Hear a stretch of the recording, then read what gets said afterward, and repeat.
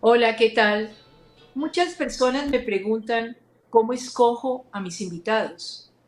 ¿Qué hago para que me lleguen determinados personajes y yo decida entrevistarlos? Bueno, hay una cierta vibración, resonancia, hay algo que te llama la atención y de pronto escoges a personas aparentemente sin conexión contigo, pero que dicen tanto. Hoy voy a traer a uno de esos personajes, a uno de mis invitados que me llamó muchísimo la atención a través de las redes, sin lugar a dudas. Empecé a seguirlo y de pronto me llamaron la atención varias situaciones de su vida, pero en especial que iba a empezar a ser un columnista de un periódico en Bogotá. Entonces, un profesor universitario, politólogo, experto como en Freud, Lacan, a ver, ¿cómo juntar todas estas cosas? Y entonces ante mí tengo hoy al doctor Tomás Molina. Doctor Molina, muchas gracias por estar aquí. Hola Gloria, gracias por invitarme. Pero bueno, esa fue mi explicación de Tomás Molina, pero yo necesito saber que me diga Tomás Molina, ¿quién es Tomás Molina? Bueno, sí, yo estudié ciencia política efectivamente, pero me he dedicado más a la filosofía. Mis títulos posteriores han sido en filosofía y también me he dedicado al psicoanálisis. He intentado combinar filosofía y psicoanálisis para entender la sociedad y el ser humano. Y la política también, obviamente, porque a pesar de que realmente nunca he ejercido como un politólogo, excepto como un profesor de ciencia política, eh, sí me llama mucho la atención entender la política, más que, digamos, hacer análisis en revistas académicas, que los he hecho, etcétera. Lo que más me interesa a mí es simplemente comprender. Y me parece que el psicoanálisis y la filosofía juntas son una herramienta muy poderosa para la comprensión tanto del ser humano como de la política. Ajá. ¿Me deja hacerle una pregunta atrevida? ¿Cuántos años tiene? Porque la juventud se le ve por todo lado. No, no soy tan joven, tengo 36 años. Bueno, pero perdóneme, doctor, es muy joven. Es decir, ha estudiado ciencias políticas, filosofía, psicoanálisis. ¿Cómo las va escogiendo? ¿Cómo se va enrutando de esa manera? Eh, pues los intereses y los libros que uno lee lo van llevando uno solito por esos caminos. Yo al principio, como mucha gente, creía que el psicoanálisis no tenía cabida en el mundo contemporáneo, que Freud y Lacan, pues aunque habían hecho tal vez aportes importantes en su época, ya no se correspondían con el conocimiento científico de la psique humana y por lo tanto no valía estudiarlos más que, digamos, como parte de la historia de la ciencia, ¿no? Tal vez incluso como una parte fallida de la historia de la ciencia, que de todas maneras pues es extremadamente interesante, ¿no? Las teorías científicas no necesariamente son verdaderas, una teoría científica puede ser científica y ser falsa, simplemente porque sigue el método científico, es científica, pero puede ser demostrada falsa. En todo caso, tenía sus prejuicios con respecto al psicoanálisis, que son muy comunes, eh, pero la obra de Slavoj Žižek, un filósofo y psicoanalista esloveno de Ljubljana, me hizo cambiar de opinión. Él escribió un libro que se llama El sublime objeto de la ideología. Es uno de sus primeros libros, publicado en 1989 si mi memoria no me falla. Y en ese libro, Zizek hace una fascinante combinación de Hegel y Lacan para comprender fenómenos culturales, políticos y sociales contemporáneos. Um, yo me di cuenta leyendo a Zizek que efectivamente el psicoanálisis tenía un poder explicativo tremendo, aunque no es la última palabra ni nada que se le parezca, y que además, como pasa con todos los clásicos, los prejuicios que uno tiene sobre Freud no se corresponden con Freud mismo, es decir, una lectura lenta y cuidadosa de Freud muestra que Freud era muy diferente a esa imagen prejuiciosa que incluso es muy común en facultades universitarias, ¿no? De todo tipo. Bueno, pasa lo mismo con Platón, pasa con Aristóteles. Uno cree que Platón decía esas cosas que le cuenten a uno en las aulas sin hacer una lectura detallada y en las historias de la filosofía, ¿no? Y uno va y hace una lectura lenta de Platón y se da cuenta de que el asunto es mucho más complejo de lo que parece. Bueno, lo mismo pasa con Freud y lo mismo pasa con Lacan.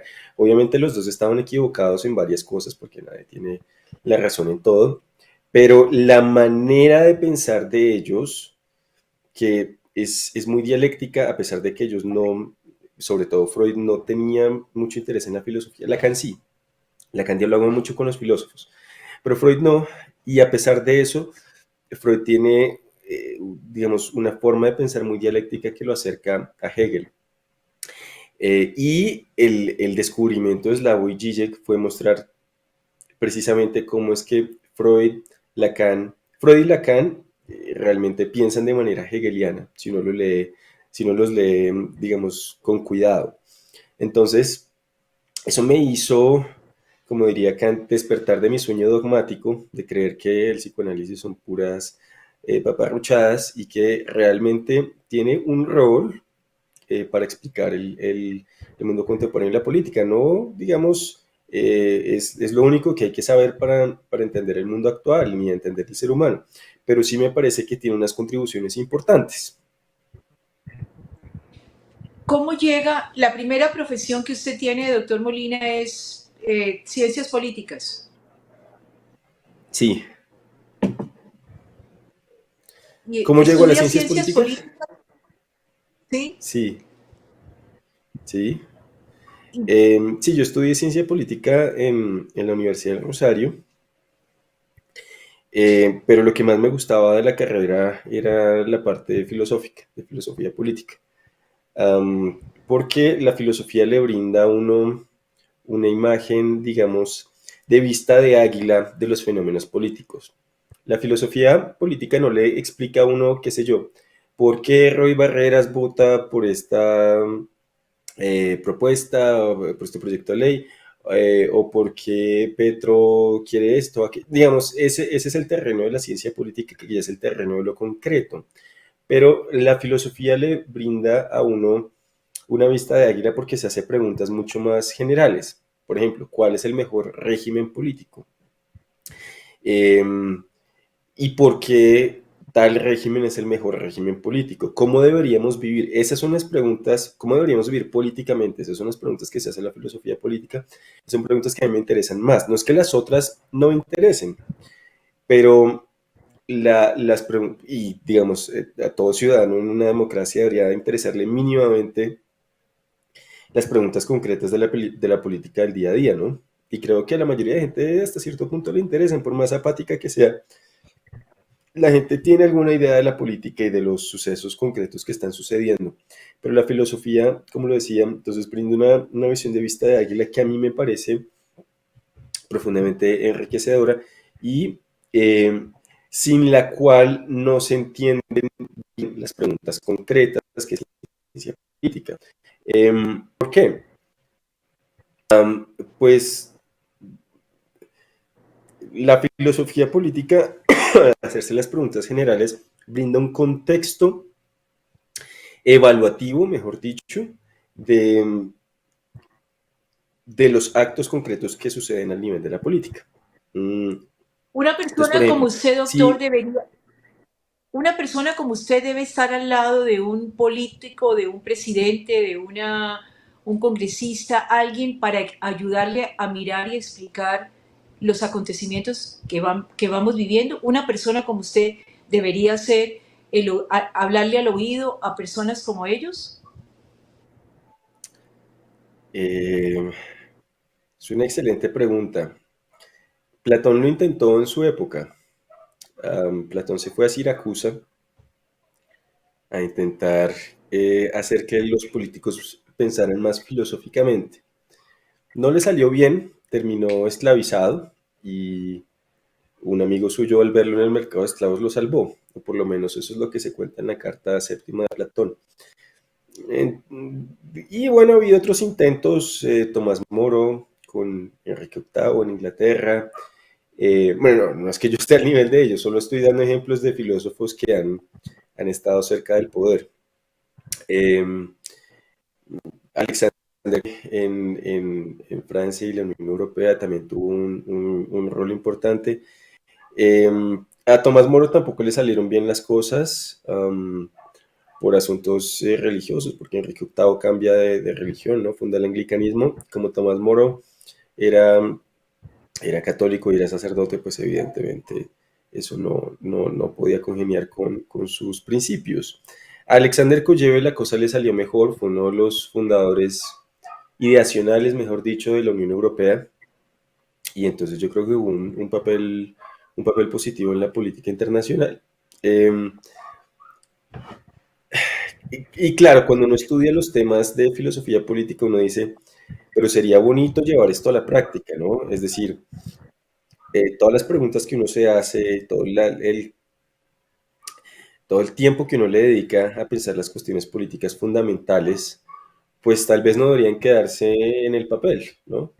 Eh, y en ese sentido, entonces uno sí cree, tal vez un político sea una buena idea. Pero, y aquí, el asesorar a un político implica pensar las cuestiones concretas del día a día, es decir, los problemas concretos. Y tal vez en ese sentido convenga más un politólogo dedicado a las cuestiones concretas de la política, ¿no? Los eventos específicos que suceden, y no un filósofo y politólogo que se dedica más a las cuestiones generales. Lo que no quiere decir que la filosofía no tenga cabida en la política, claro que la tiene. Sócrates decía que él era el único que practicaba el verdadero arte de la política en Atenas, porque era el único que se dedicaba a mejorar las almas de sus ciudadanos, o sea, los ciudadanos de su ciudad. Eh, y para los antiguos esa es la función esencial de la política, la amistad entre los seres humanos. Y la amistad solamente se consigue precisamente mejorando las almas, la amistad que es una amistad que gira en torno a eh, pero bueno, Vamos a pues por lo continuar, menos vamos a continuar, vamos a continuar después de comerciales, doctor. Vamos a continuar. Ok.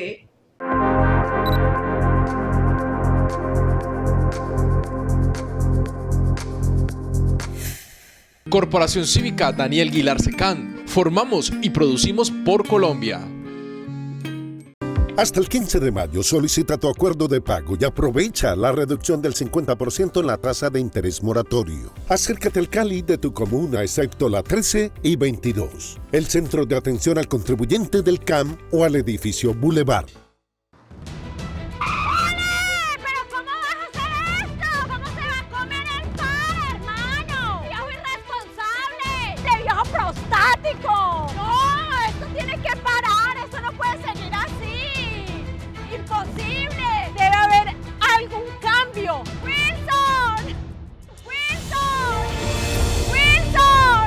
Los motociclistas, en caso de una colisión o accidente, son los que menor protección y mayor riesgo tienen de perder la vida, razón por la cual todos debemos de respetar las vías, todos tenemos que tener civismo, todos somos importantes, por lo tanto, salvemos a Cali, porque eso es Cali.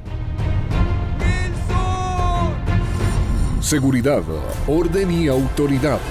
SOS Cali. Salvemos a Cali.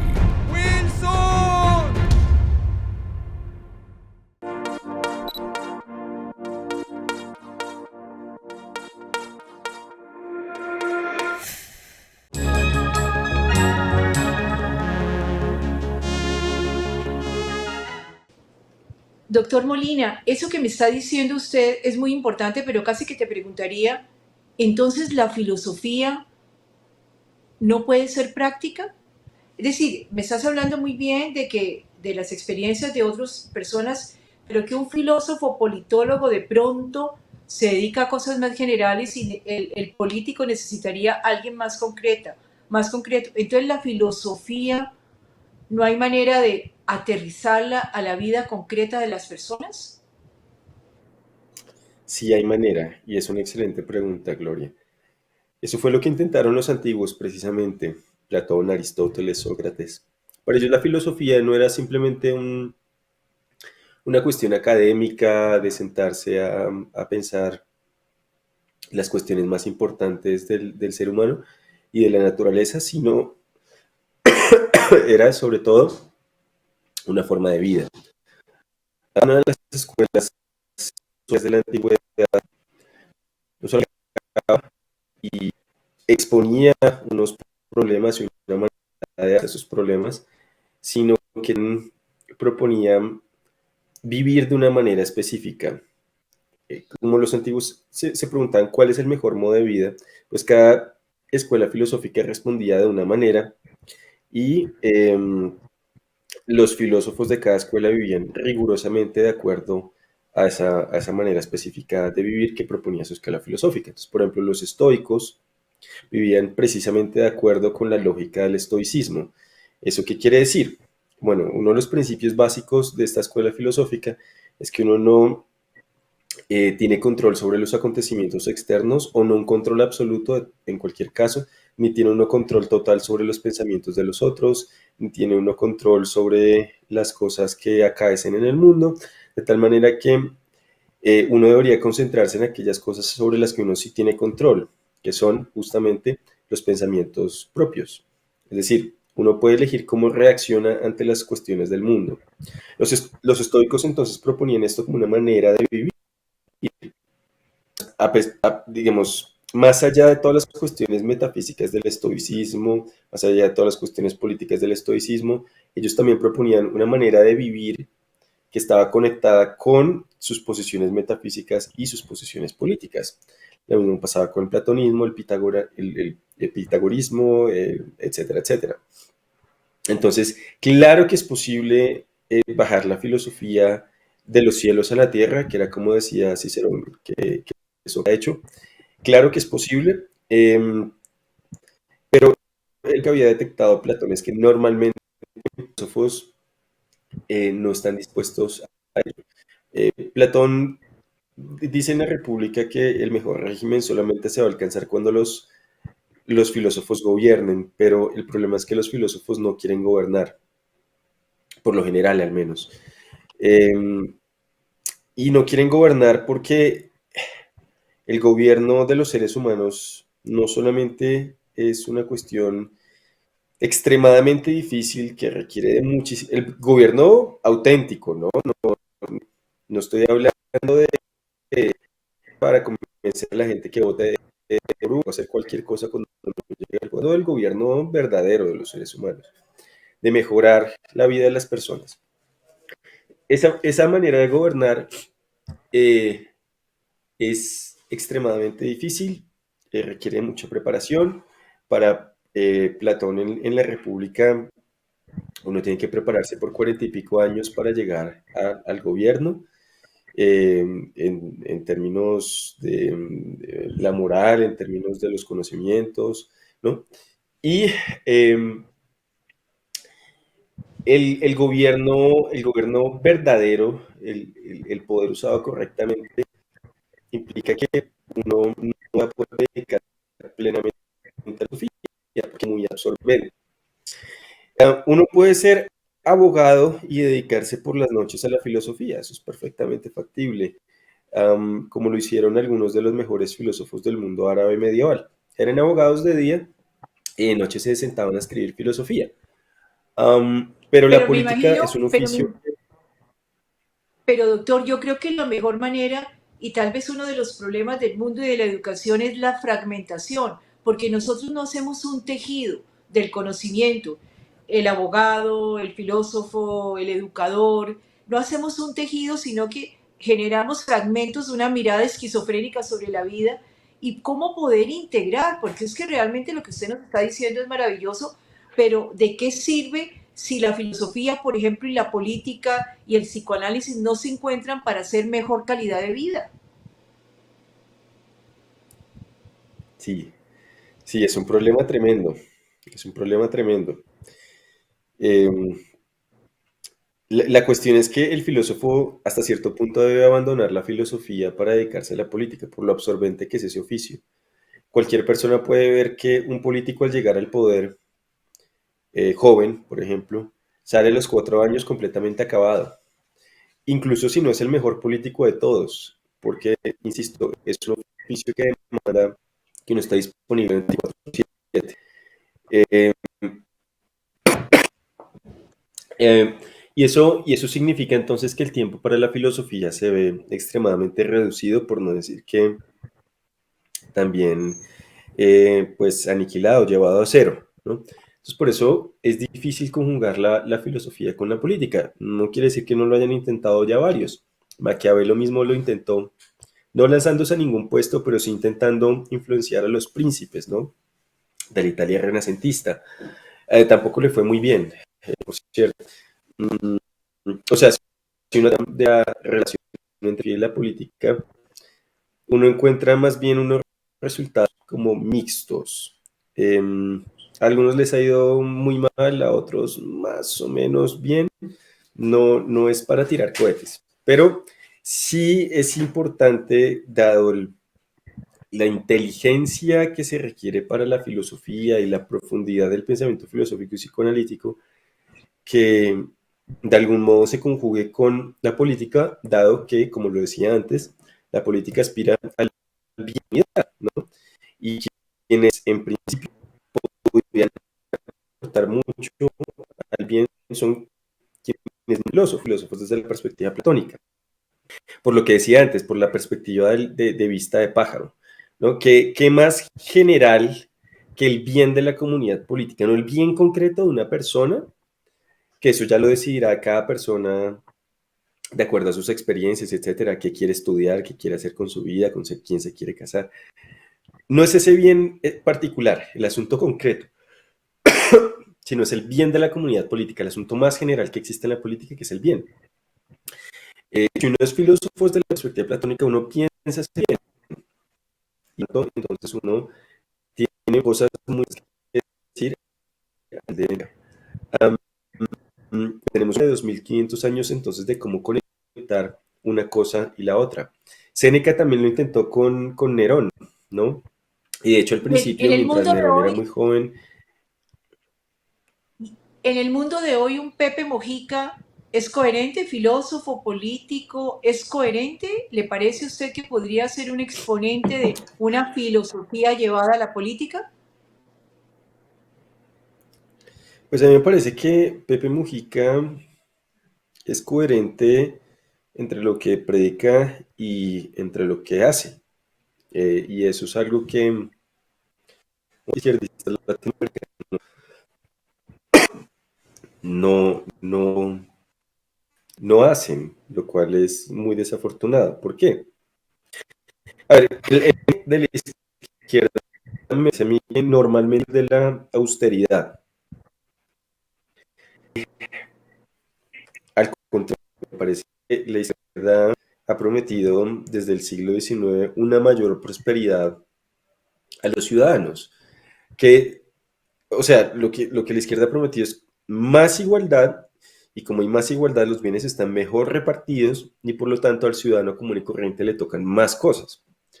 Eso es lo que ha prometido la izquierda en términos generales. Mejor dicho, la izquierda se caracteriza por la enorme igualdad, no por la promesa de usted. Pero Pepe Mujica, por su personalidad particular, es una persona austera, es decir, él vive de manera muy sencilla. Y esa sencillez se corresponde muy bien con su discurso político y con su manera de ser. Otros políticos latinoamericanos de izquierda han hasta cierto punto también predicado la austeridad, pero no la han practicado. Y eso es algo desafortunado desde una perspectiva electoral, pues de una perspectiva, ¿cómo decirlo? Bueno, veamos la perspectiva electoral. Resulta que una de las cosas que en casi todos los países la gente critica a los políticos es que viven con lujos que son inaccesibles para la mayoría de las personas, ¿no? En Colombia la gente critica las camionetas de los congresistas y critica sus altos salarios, ¿no? En Colombia los salarios de los congresistas están entre los más altos de América, del continente entero.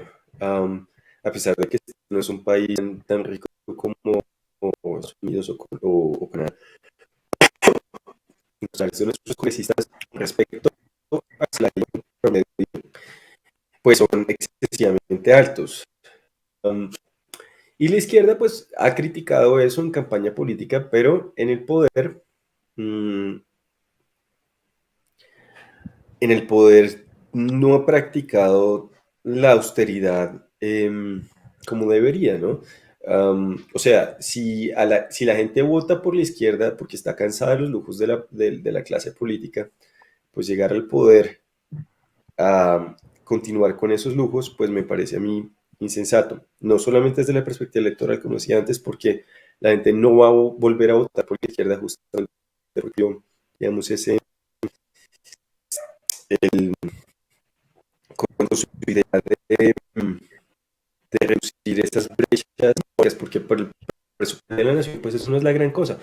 Pero sí es algo que muchos ciudadanos consideran insultante, ¿no? Que haya esa distancia tan grande entre los políticos y los ciudadanos.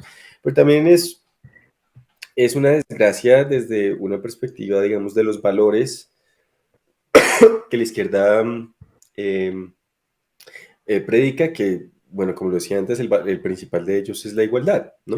Entonces, si uno quiere que los ciudadanos comunes y corrientes sean más iguales con respecto a los políticos, pues convendría entonces vivir una vida más sencilla, más modestos o digamos menos lujosos, pensaría yo. Usted, Ese es es muy entonces que como interesante todo, es muy interesante todo lo que me está diciendo, pero se nos acabó el programa. Vamos a continuar la próxima semana.